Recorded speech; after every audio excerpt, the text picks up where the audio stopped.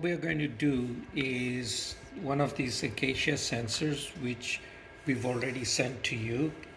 We're going to erase the firmware on this, and we're going to load, after erasing, we're going to load the binary files on it.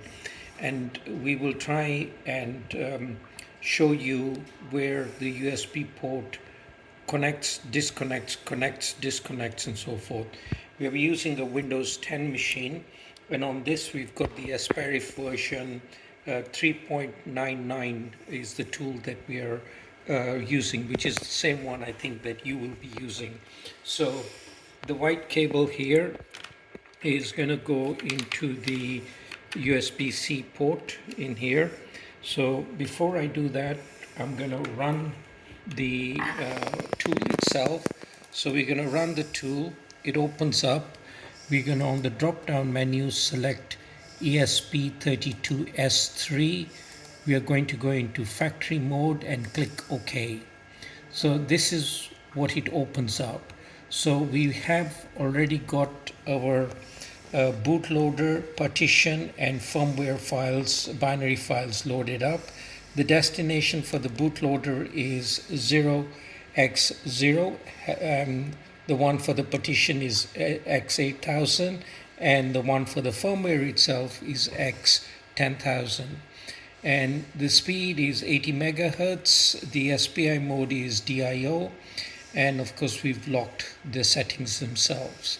So I'm gonna now plug the USB into the device. I have done that, and you've heard the PC go blip, right? Just the USB. I'll do it again. I'll disconnect it. The PC should go blip, and I will connect it back again, and that sound acknowledges that the USB port is connected. Then on the drop down here, we go to COM32, and in fact if you go to your device manager, you will see not 32, 31. COM31 is what it is showing as. Yeah. So what we're going to first do is erase this. So I'm going to click on erase, and that's now erasing it.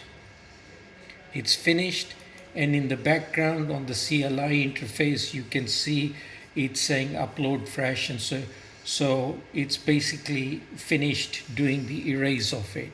So now this particular hardware, the sensor, has got no firmware on it. I'm going to disconnect the USB port. You can hear the laptop acknowledge the disconnection of it's been disconnected. Now I'm going to connect it back.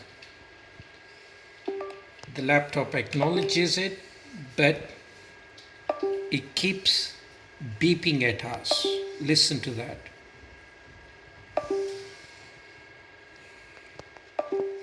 And this is basically the USB port connecting and disconnecting. And if I go to my device manager, on the device manager you will see the screen keeps refreshing itself. Right? So the trick is, so how do we then get this particular firmware loaded onto it? And the way we have found, and I don't know why this works or doesn't work, is that when the beep just goes away, so just after the beep, time yourself and click the start button. So we'll go again. That's one beep. I'm going to do it on the next one. So here we go.